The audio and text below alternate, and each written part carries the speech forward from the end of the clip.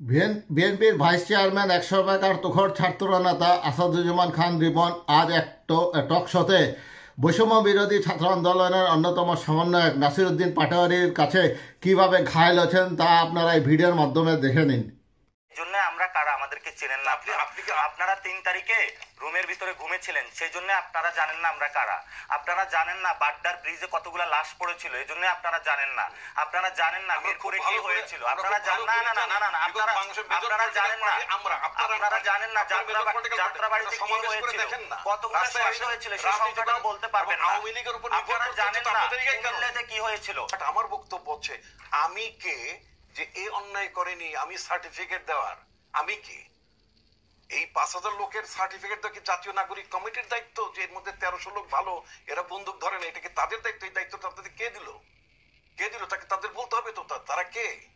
হ্যাঁ, সেই বিষয়ে তারা কে,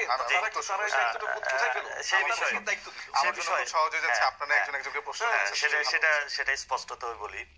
আমরা তো গত 15 বছর গত 15 বছর ধরে জনগণের সাথে মিশছি আসছি, তো সেখানে আমরা স্পষ্টত দেখতে পাচ্ছি বিএনপি থেকে বহিষ্কার করা হয়েছে। তো বিএনপি তাদেরকে সার্টিফিকেট দিচ্ছে is not the Awami League or she is not the Awami League. জামায়াতের অনেক প্রার্থী ছিল, জামায়াতের অনেক উপজেলা চেয়ারম্যান ছিল এবং সেটা প্রকাশিত হয়েছিল।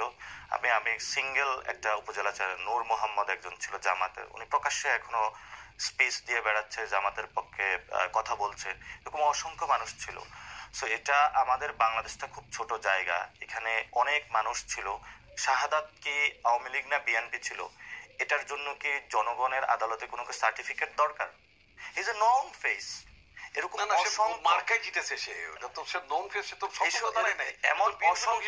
এই জন্যই আমি বলেছি, হয়তো আপনি বিএনপির যে মহাসচিব মির্জা ফখরুলের যে চিঠিটা মিস করেছেন, দলীয় খোঁজ খবর রাখলে হয়তো আপনি চিঠিটা পেতেন। সেখানে স্পষ্টত লেখা আছে ২১ সালের যে ইলেকশনে ১৯ জন মেয়রের জন্য উনি সুপারিশ করেছেন তাদের যাতে রিইনস্টেটেড করা হয়ে থাকে। অন হোয়াট বেসিস উনি এটা বলেছেন? এটা তো গোপনে হলো গিয়ে আতাত করা, অথবা সেখানে গিয়ে হলো সেটা কার সাথে আতাত করা আপনারাই বলুন। আপনি কি চিঠি সম্পর্কে জানেন নাকি জানেন না? চিঠিটা কাকে আপনি আপনার ভাষায় বলেন না, আপনি একটা বারবার চিঠিটা কাকে অ্যাড্রেস করা? চিঠিটা হলো আজকে যখন না কাকে অ্যাড্রেস করা চিঠি, আই ওয়ান্ট টু নো সেটা কাকে অ্যাড্রেস করেছে। চিঠিটা যখন বিভিন্ন জায়গায় গিয়েছে, আপনি চিঠিটা পড়েন না, আপনি বলেন না চিঠিটা কাকে অ্যাড্রেস করেছে। আপনাদের সকল উত্তর আমাদেরকে দিতে হয়।